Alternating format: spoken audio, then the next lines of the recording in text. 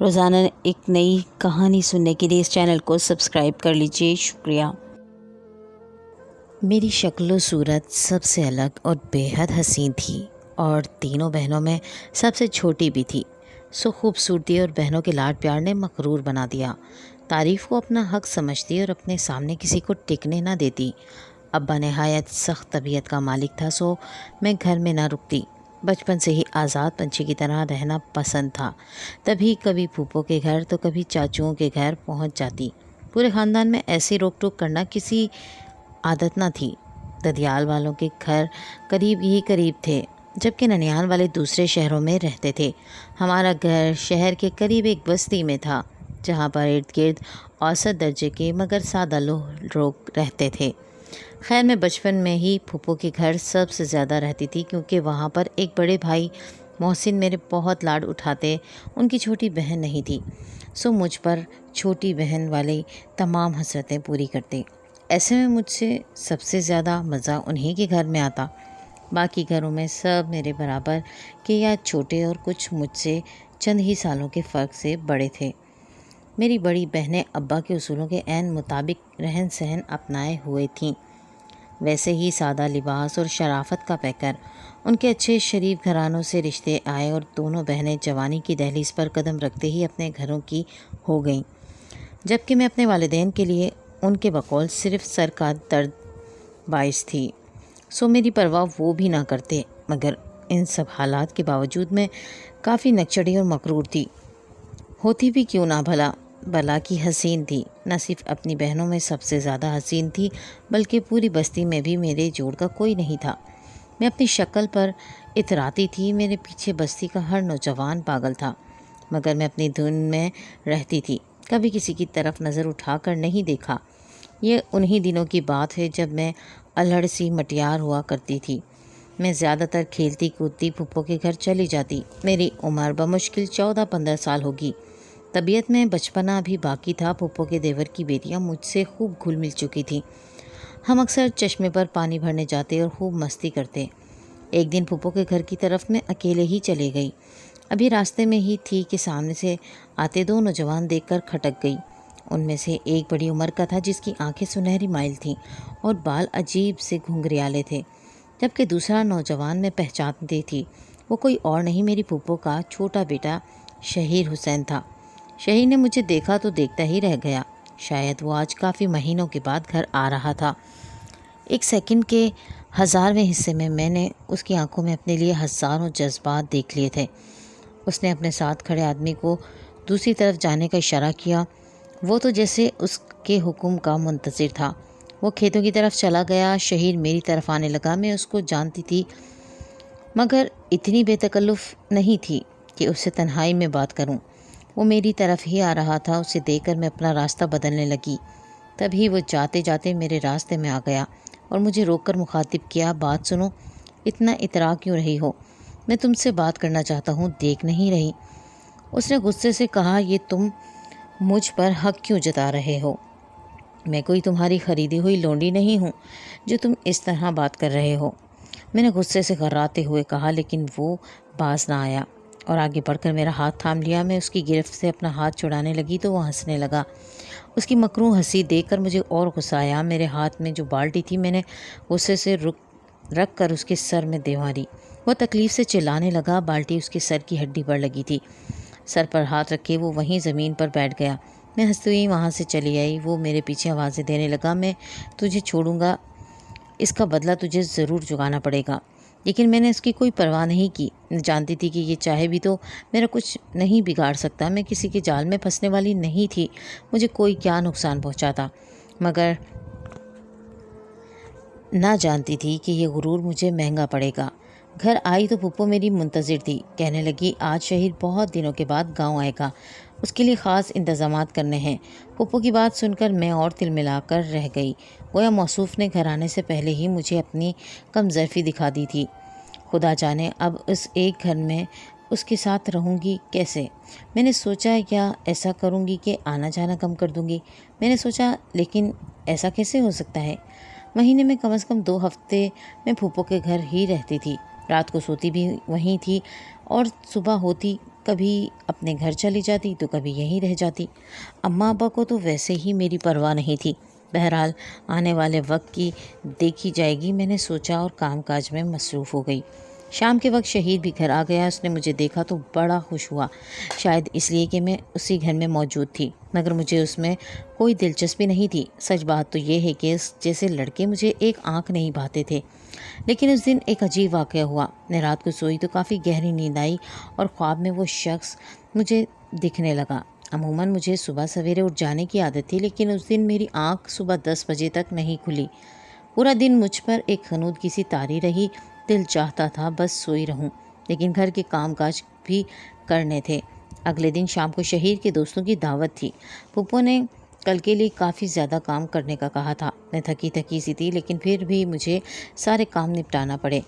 عموماً پھپھو کے گھر میں جب بھی شہیر کے یا محسن بھائی کے دوست آتے تو پھپھو یا ہمیں ان کے سامنے نہیں جانے دیتی تھی، لیکن آج گھر کا ماحول عجیب سا تھا۔ شہیر کے دوستوں میں وہی عجیب و غریب گھنگریالے بالوں والا شخص بھی آیا ہوا، جسے میں نے کھڑکی کی اور سے صحن میں بیٹھے دیکھا۔ اسے دیکھ کر میرے دل کی کیفیت عجیب سی ہو گئی۔ سمجھ میں نہیں آتا تھا کہ یہ کیا ہے۔ شہیر تھوڑی دیر بعد چائے پانی لینے آ گیا۔ میں نے اس کو پیالیوں والی ٹرے تھما دی اور باقی پکوڑے سموسے وغیرہ لے کر تھوڑی دیر بعد میں بھی اس کے پیچھے پیچھے بیٹھک سے ہوتی ہوئی صحن میں پہنچ۔ بھی دوست بیٹھے تھے۔ شہیر نے مجھے گھور کر دیکھا۔ شاید وہ مجھ سے اس بے باکی کی توقع نہیں کر رہا تھا، مگر نہ جانے کیا ہوا تھا، میں یوں ہی اس کے پیچھے پیچھے آ گئی۔ واپسی پر جاتے ہوئے میری نظر اس کے دوست پر پڑی۔ اس کے گھنگریالے بال اور سنہری آنکھیں مجھے اپنی طرف کھینچتی تھی۔ میں اس کے سامنے ہوتی تو مجھے لگتا جیسے میں اس انجان شخص کی دیوانی ہو گئی ہوں۔ یہ کیفیت میری سمجھ سے بالا تر تھی۔ دن بدن میری طبیعت بگڑتی جا رہی تھی۔ شہیر بھی اس دن کے بعد سے مجھے تنگ کرنے لگا تھا۔ بات بات پر میری طرف نظریں گھما کر یوں دیکھتا جیسے ابھی مجھے کھا جائے گا۔ مجھے اس سے نفرت ہونے لگی، حالانکہ وہ ہر وقت پل کے میری راہ میں بچھائے رکھتا، لیکن اس کا یہ انداز اور یہ چونچلے مجھے ذرا نہیں بھاتے تھے۔ اگلے دن کی بات ہے، میں صحن میں بیٹھی ہوئی تھی کہ دروازے پر دستک ہوئی۔ میں نے دروازہ کھولا تو سامنے ایک عورت کھڑی تھی اور عورت کا حلیہ فقیرنیوں جیسا تھا، جبکہ شکل بھی جانی پہچانی نہیں تھی۔ میں اس عورت کو نہیں جانتی تھی۔ اس نے میری طرف دیکھا، میرا نام لیا اور بولی میں تمہارے لیے ایک پیغام لائی ہوں۔ کیا پیغام لائی ہو؟ میں نے حیرانگی سے پوچھا تو اس نے ایک کاغذ کی چٹھی میری طرف بڑھا دی۔ میں نے چٹھی کو غور سے پڑھا تو لکھا تھا، تمہارا انتظار کر رہا ہوں، تمہارے گھر کے اپنے باغ میں جو انجیر کا درخت ہے اس کے نیچے مجھ سے ملنے آ جاؤ۔ خط پڑھ کر میری سمجھ میں نہ آیا کہ کیا ماجرا ہے۔ خیال آیا کہ شہیر کی شرارت ہوگی، مگر اندر کمرے میں جا کر دیکھا تو وہ اطمینان سے بیڈ پر لیٹا ہوا تھا۔ سمجھ میں نہ آیا کہ یہ پیغام کس کا ہو سکتا ہے۔ پرچے میں درج تھا کہ بہت ضروری بات کرنی ہے، اگر آج نہ آ سکی تو تمہارا ہی نقصان ہوگا۔ یہ بات پڑھ کر میں کیسے گھر رک سکتی تھی۔ بڑھیا میری طرف دیکھتی ہوئی چلی گئی۔ اس کے جانے کے بعد میں اپنے کمرے میں آئی، خود کو اچھی طرح کالی چادر میں لپیٹا۔ دیکھا تو پھپھو کے کمرے میں جھانکا تو وہ گھر میں موجود نہیں تھی۔ میں چپکے سے دروازے سے نکلی، بائیں باغ کا رخ کیا تو سامنے ہی کھڑا ایک شخص نظر آ گیا۔ میری طرف اس کی پشت تھی۔ میں تیزی سے بھاگتی ہوئی اس درخت کے نیچے پہنچی۔ میرے قدموں کی آہٹ سن کر اس نے پلٹ کر مجھے دیکھا تو میں حیران رہ گئی۔ وہ کوئی اور نہیں، وہی گھنگریالے بالوں والا شخص تھا جس کی آنکھیں سنہری تھیں اور جو مجھے شہیر کے ساتھ اس دن، یعنی کہ جب ہم راستے میں ملے تھے تو اس کے ساتھ نظر آیا تھا۔ اسے دیکھ کر میرے دل کی دھڑکنیں ویسے ہی بے اختیار ہو جاتی تھی۔ میں نہیں جانتی تھی کہ اس میں ایسی کون سی کشش ہے جو مجھے اس کی جانب کھینچ لاتی ہے۔ میں اس کی طرف ہونکوں کی طرح دیکھے جا رہی تھی۔ ایسا لگ رہا تھا پہلی بار اپنے من کے راجا کو دیکھ رہی ہوں۔ دل کی کیفیت بتا نہیں سکتی۔ اس نے جب میری محویت کو دیکھا تو میرے آگے ہاتھ لہرا کر بولا، کہاں کھو گئی ہو؟ میں نے تمہیں بات کرنے کے لیے بلایا ہے۔ اس کی مسکراہٹ اس کی باتوں کی طرح قاتلانہ تھی۔ وہ بے حد حسین تھا، مردانہ وجاہت کا نمونہ کہوں تو غلط نہیں ہوگا، شاید میری ہی ٹکر کا تھا۔ سورج چاند کی جوڑی ہوتی میں نے دل میں ہزاروں باتیں سوچ لی۔ تب اس نے مجھ سے کہا، ہم کہیں بیٹھ کر بات کرتے ہیں۔ میں تو جیسے کسی ٹرانس کی کیفیت میں اس کے ساتھ چلی جا رہی تھی۔ ہم بینچ پر بیٹھ گئے۔ وہ مجھ سے اظہار محبت کرنے لگا، کہنے لگا، جب سے تمہیں دیکھا ہے میرے دل کا چین لٹ گیا ہے۔ میں تم سے شادی کرنا چاہتا ہوں، تمہیں اپنانا چاہتا ہوں۔ اس کی بات سن کر میں تو خوشی کے مارے پھولے نہ سما رہی تھی کہ جسے ایک نظر میں پسند کر لیا وہ بنا کہے ہی میرا ہو گیا۔ یہ بات کسی فخر سے کم نہ تھی۔ میں بھی اترا کر بولی، مجھے کوئی اعتراض نہیں ہے، تم جب چاہو آ کر مجھے لے جاؤ، میں تمہاری ہی امانت ہوں۔ میں نے شرماتے ہوئے کہا تو وہ جیسے میری صدا پر فدا ہونے لگا۔ یہ مختصر سی ملاقات تھی، جس کے بعد میں گھر آ گئی، لیکن میرا دل وہیں بائیں باغ میں کہیں رہ گیا تھا۔ میں اس کے بارے میں سوچتی رہی، یہاں تک کہ پاگل پن کی حد تک میں نے اس کا نام تک نہ پوچھا، بس اس سے باتیں کرتی چلی گئی۔ اس کی باتوں کا سحر تاکہ ختم ہونے کا نام نہیں لیتا تھا، اور میں اس کی چاہت کے سمندر میں ڈوبتی جا رہی تھی۔ اب میرا زیادہ تر وقت پھوپھو کے گھر سے بھی باہر گزرنے لگا۔ میں اکثر پارک کی طرف چلی جاتی۔ ہم نے ملنے کا ایک مقرر وقت رکھا تھا، جو تقریباً مغرب سے ذرا پہلے کا ہوتا۔ شہیر ان دنوں مجھ پر کڑی نظر رکھے ہوئے تھا۔ مجھے بڑی احتیاط کے ساتھ گھر سے نکلنا پڑتا۔ مغرب کے بعد شہیر جب اپنے دوستوں سے ملنے جاتا تو میں بھی چپکے سے گھر سے نکل آتی۔ میں نے عمیر یعنی اسی اجنبی کو بتا دیا تھا کہ جب شہیر گھر پر ہوا کرے تو ذرا احتیاط سے کام لیا کرو۔ وہ بھی میری بات سے اتفاق کرتا تھا۔ ویسے بھی مجھ سے زیادہ احتیاط وہ کرتا تھا، لیکن کہتے ہیں کہ عشق اور مشق چھپائے نہیں چھپتے۔ اس دن اس نے مجھے وقت سے پہلے آنے کا کہا۔ وہ کہہ رہا تھا اسے کچھ خاص بات کرنی ہے، اپنے ماں باپ کو میرے گھر بھجوانا ہے۔ ملاقات کا وقت مغرب کی تھوڑی دیر بعد ختم ہو جاتا تھا، کیونکہ ہر طرف اندھیرا پھیل جاتا تھا۔ میرے گھر نہ آنے پر پھوپھو پریشان ہوتی تھی، لیکن میں کیا جانتی تھی کہ آج وقت سے پہلے آنا مجھے کس قدر مہنگا پڑ جائے گا۔ میں اور عمیر ہاتھوں میں ہاتھ ڈالے مستقبل کے سہانے خواب بن رہے تھے کہ اچانک ہمیں اپنے پیچھے کسی کے قدموں کی آہٹ کا احساس ہوا۔ پیچھے مڑ کر دیکھا تو پاؤں تلے سے زمین کھسک گئی۔ پھوپھا اور پھوپھو کے ساتھ شہیر کھڑا مجھے خوفناک تیوروں سے گھور رہا تھا، جبکہ عمیر بالکل پرسکون کھڑا تھا۔ ایسا لگ رہا تھا اس کے رویے سے جیسے کچھ ہوا ہی نہ ہو۔ میں خوف سے تھر تھر کانپ رہی تھی کہ پھوپھو نے آگے بڑھ کر مجھے بالوں کی چٹیا سے پکڑا اور زور سے مارنے لگی۔ تب شہیر نے آگے بڑھ کر مجھے چھڑا دیا اور کہنے لگا، امی رہنے دیں، انسان سے غلطیاں ہو جاتی ہیں۔ میں اس کے منافقانہ رویے پر حیران رہ گئی۔ یقیناً پھوپھو کو بھڑکا کر وہ یہاں لایا تھا اور اب کہہ رہا تھا کہ انسان سے غلطیاں ہو جاتی ہیں۔ میں اس کے اس رویے پر تل ملا کر رہ گئی، مگر کر بھی کہہ سکتی تھی۔ پھوپھو مجھے گھسیٹتی ہوئی گھر لے گئی۔ گھر کے اندر جا کر انہوں نے مجھے خوب مارا پیٹا۔ یہ خبر پوری بستی میں پھیل گئی۔ اطلاع میرے والدین تک پہنچی تو انہوں نے بھی مجھ پر افسوس کیا، مجھے گھر بلانے کا تقاضا کرنے لگے۔ پھوپھو نے انہیں سمجھایا کہ اس وقت آپ زارا کو یہیں رہنے دیں تو بہتر ہوگا۔ اگر ابھی یہ آپ کے ساتھ گھر جائے گی تو لوگوں کو باتیں بنانے کا موقع مل جائے گا۔ بہرحال اگلے دن ابو اور امی سمیہ پھوپھو کے گھر آ گئے۔ پھوپھو سے پوچھا تو انہوں نے بتایا کہ اس طرح میں ایک اجنبی نوجوان سے باتیں کرتے اور ملاقاتیں کرتے پکڑی گئی ہے۔ یہ بات انہیں شہیر نے ہی بتائی تھی۔ مجھے شہیر پر بہت غصہ آ رہا تھا، کیونکہ میں اس سے شروع سے نفرت کرتی تھی۔ پھر قدرت نے ایک اور کھیل کھیلا۔ میری شادی کا فیصلہ شہیر ہی کے ساتھ ہو گیا، وہ شہیر جس سے میں بے پناہ نفرت کرتی تھی۔ ابا کا کہنا تھا کہ وہ اتنی بد چلن بیٹی کو اپنے گھر میں نہیں رکھ سکتے، جس کے ساتھ ملتے پائی گئی ہے اس سے تو نہیں شادی کر سکتے کہ وہ ہمارے خاندان کا نہیں ہے۔ لیکن اگر شہیر مانے تو ہمیں کوئی اعتراض نہیں ہے۔ وہ تو جیسے پہلے ہی تیار بیٹھا تھا۔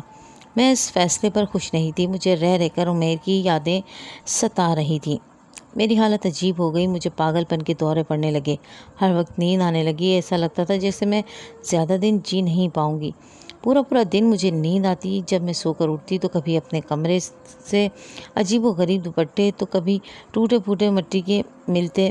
میں نے اس بات کا ذکر کسی سے نہ کیا۔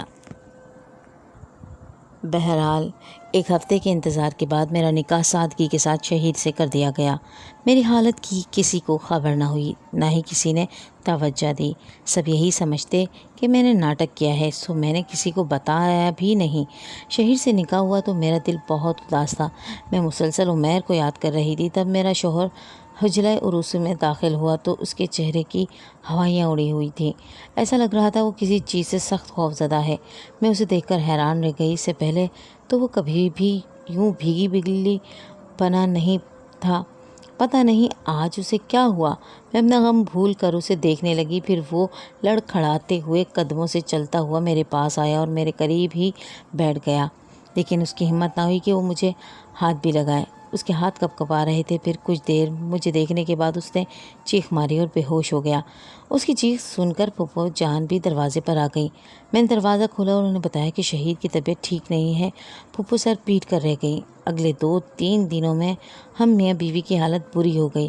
مجھے سوتے ہوئے عجیب و غریب خواب آتے، لاکھ بار بھی نہا لیتی تھی لیکن مجھے اپنے بدن سے عجیب سی بدبو آتی۔ اس سب حالات نے ہمیں پریشان کر رکھا تھا۔ اس صورتحال سے پھپھو بھی بہت پریشان تھی لیکن مجھے شہید کی حالت سے کوئی سروکار نہ تھا۔ مجھے اپنی نیند اور غنودگی نے بے حال بنا رکھا تھا۔ پھر گھر سے ملنے والے برتنوں نے سب کو ایک عجیب و غریب خوف میں مبتلا کر دیا تھا۔ انہی دنوں پھپھو کو کسی نے مشورہ دیا کہ ہم پر ہو سکتا ہے کوئی جادو یا بندش وغیرہ کا سلسلہ ہو، بہتر ہے کہ کسی پیر فقیر سے مشورہ لیا جائے۔ پھپھو کو یہ مشورہ پسند آیا کیونکہ ہم ہر قسم کے طبی علاج کروا کر دیکھ چکے تھے۔ مجھے کوئی نفسیاتی یا جسمانی بیماری نہیں تھی، ایسی ہی شہیر کے ساتھ بھی تھا، لیکن دونوں کی حالت ایسی تھی جیسے برسوں کے بیمار ہوں۔ ایک دن ہم سب پریشان بیٹھے تھے کہ دروازے پر کسی کے بھاری ہاتھوں نے دستک دی۔ پھپھو نے دروازہ کھولا تو سامنے ایک فقیر کھڑا تھا۔ اس کا حلیہ بالکل ملنگوں والا تھا۔ آنکھوں میں عجیب سی روشنی تھی جیسے کئی دلوں کا راز جانتا ہو۔ آنکھوں میں لال ڈورے تھے۔ اسے دیکھتے ہی میری عجیب سی کیفیت ہونے لگی۔ وہ جانے کیوں آیا تھا لیکن اس کے تاثرات ایسے تھے جیسے وہ ہم سب سے مخاطب ہونا چاہتا ہے۔ بالآخر اس نے ایک ایسی سچائی سے پردہ اٹھایا جسے سننے کے بعد ہمارا دماغ گھوم گیا۔ اس نے بتایا کہ مجھ پر اور میرے شوہر پر صدفعلی عمل کیا گیا ہے۔ اگر توڑ نہ کیا گیا تو میرا شوہر اپنی جان سے ہاتھ دھو بیٹھے گا۔ میرا شہیر سے اعتبار ہمیشہ کے لیے اڑ گیا۔ ملنگ مزید کہنے لگا کہ اپنے دوست سے ملنا چھوڑ دے اور سب سے معافی مانگ لے، اپنے رب سے بھی تعلق مضبوط کر لے ورنہ بہت نقصان اٹھائے گا۔ جو اپنی عزت کے ساتھ کھیلتا ہے، اس نے شہیر کی طرف غصے سے دیکھتے ہوئے کہا۔ میں سمجھ گئی کہ میرے بارے میں بات ہو رہی ہے۔ پھپھو اور پھوپھا اس کی بات سن کر دنگ رہ گئے۔ انہیں اپنے بیٹے پر یقین نہیں آ رہا تھا کہ وہ اپنی ہونے والی بیوی کا یوں سودا بھی کر سکتا ہے۔ شہیر یہ آدمی کیا کہہ رہا ہے؟ پھپھو نے غصے سے پوچھا۔ امی مجھے معاف کر دیں، میں نے صرف زارا کو حاصل کرنے کے لیے اس کمینے اور خبیث شخص عمیر کی مدد حاصل کی تھی۔ اسے کہا تھا کہ زارا سے میل ملاپ شروع کر دے تاکہ جب وہ پکڑی جائے تو وہ میری ہو جائے، لیکن اس نے ہماری دوستی کی لاج نہ رکھی۔ اسے زارا پسند آ گئی تو اس نے میرے لیے کچھ کرنے کے بجائے اپنے لیے یہ عمل کر لیا۔ تبھی وہ اس کے لیے تڑپتی ہے، لیکن مارے شرم و حیا کے اس کا نام نہیں لیتی۔ میں سب جانتا ہوں امی، میری غلطی کی وجہ سے سب ہوا ہے، مجھے معاف کر دیں، یہ کہہ کر وہ رونے لگا۔ سامنے کھڑا ملنگ وہاں سے اللہ کے نام کی صدائیں بلند کرتا وہاں سے چلا گیا۔ تب ہی سامنے عمیر آن کھڑا ہوا۔ اسے معلوم ہوا کہ سب میری حقیقت جان چکے ہیں تو وہ شیطانی ہنسی ہنسنے لگا۔ میں خاموش سی ہو گئی۔ میں جیسے کچھ سوچنے سمجھنے سے قاصر ہو گئی تھی۔ ظاہر ہے وہ کمینہ عمیر اپنے عملیات کے ذریعے میرے ذہن پر قابض ہو چکا تھا۔ پھپھو لوگ بھی ساری بات سمجھ گئے لیکن انہوں نے ذلیل کر کے عمیر کو گھر سے نکال دیا۔ وہ ہمیں گالیاں دیتا رہا، دھمکیاں دیتا رہا کہ وہ ہم سب کو تباہ و برباد کر دے گا، جلا کر بھسم کر دے گا، مگر پھوپھا اور محسن بھائی اس کی دھمکیوں میں نہیں آئے۔ بالآخر اس کی اور ہمارے بیچ ایک سرد جنگ کا آغاز ہو گیا۔ ہم لوگوں نے اللہ تعالیٰ کا سہارا لیا اور دن رات سورہ یاسین کا ورد کرتے رہے۔ کسی پیر فقیر کا چکر بھی نہ لگایا۔ اپنے اللہ تعالیٰ سے مدد مانگی۔ چند دنوں کی محنت اور نماز پرہیز کے بعد ہم لوگوں کے گھر کے حالات سنبھلنے لگے۔ میرے اور شہیر کے بیچ میں سب کچھ ٹھیک ہونے لگا۔ میں جو اس سے نفرت کرتی تھی اس کی محبت کو سچا جاننے لگی۔ شہیر بھی رفتہ رفتہ پھر سے میری طرف مائل ہونے لگا۔ اس کی طبیعت بھی سنبھلنے لگی۔ دوسری جانب عمیر اپنے انجام کو خود ہی پہنچ گیا۔ ایک دن اس نے کسی شخص کو دھوکہ دینے کی کوشش کی۔ وہ رسوخ والا تھا۔ اس نے یہ برداشت نہ کیا اور عمیر کو جان سے مار دیا۔ اس کے جانے کے بعد میں اور شہیر ہنسی خوشی رہنے لگے، لیکن آج بھی مجھے اپنے شوہر کی یہ حرکت نہیں بھولی کہ اس نے مجھے حاصل کرنے کے لیے غیر شخص کا سہارا لیا، اور وہ بھی میری عزت اور جان کو خطرے میں ڈال کر۔ اب سوچتی ہوں کیا کروں۔ کبھی دل چاہتا ہے کہ اپنے شوہر کو ہی چھوڑ دوں جس نے اس قدر غلط شخص پر بھروسہ کیا۔ کبھی دل چاہتا ہے کہ اسے معاف کر دوں اور سب بھلا دوں۔